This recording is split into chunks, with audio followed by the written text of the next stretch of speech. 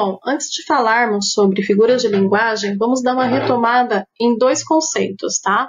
O conceito de quando a gente usa a palavra no sentido denotativo, ou seja, quando a gente usa a palavra naquele sentido real, no significado real dela, no significado do dicionário, tá?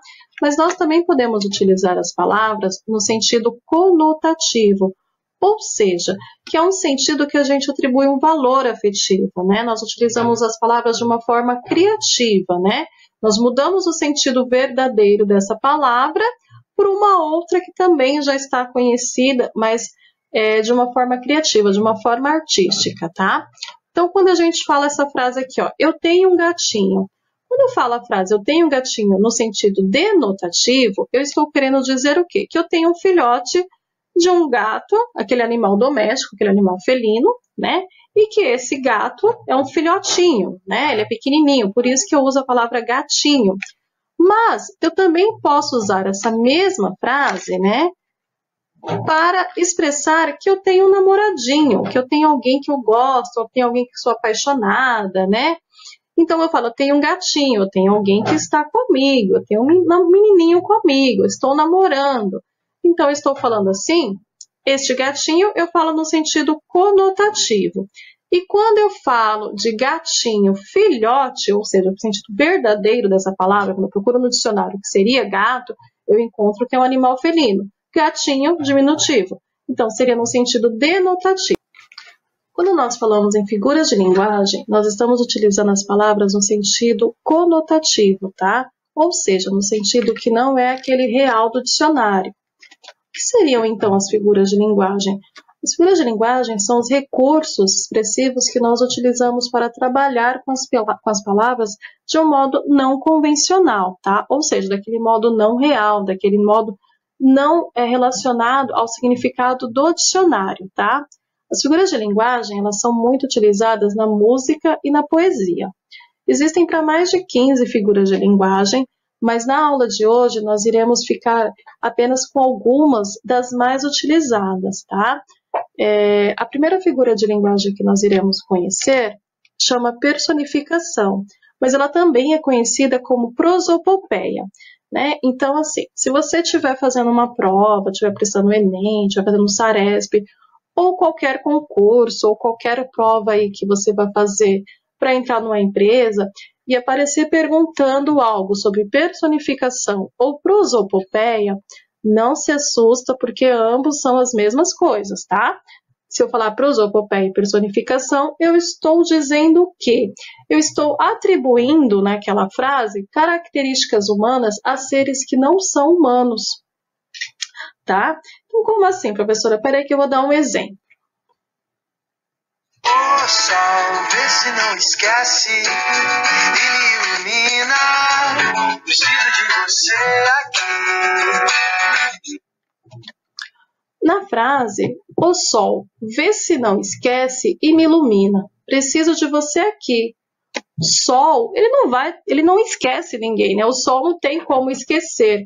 Quem esquece de alguém seriam as pessoas, né? Então, eu estou atribuindo uma característica humana a um ser que não é humano. Por isso que ele é chamado de prosopopeia. A próxima que a gente vai ver agora é chamada de comparação. Comparação é uma das mais fáceis da gente lembrar. Por quê? Ela aproxima dois termos, ela faz uma comparação entre duas coisas, utilizando um conectivo.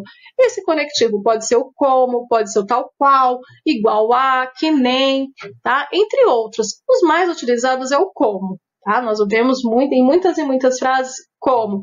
Então, assim, a comparação ela vai comparar algo através do conectivo. É saber se você faz amor comigo como faz com ela.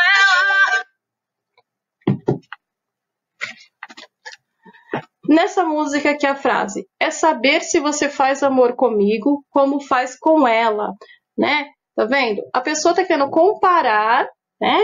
Se o namorado, se o ex-namorado, se o amante, se o amigo faz amor com outra pessoa igual faz com ela, né? Como faz com ela, faz amor comigo como faz com ela. Então, está se comparando com uma outra pessoa.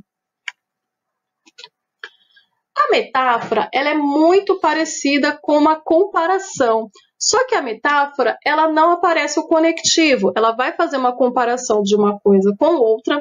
Normalmente, a gente utiliza até uma afirmação, né? Então, pode aparecer o é ou são, se estiver no plural, né?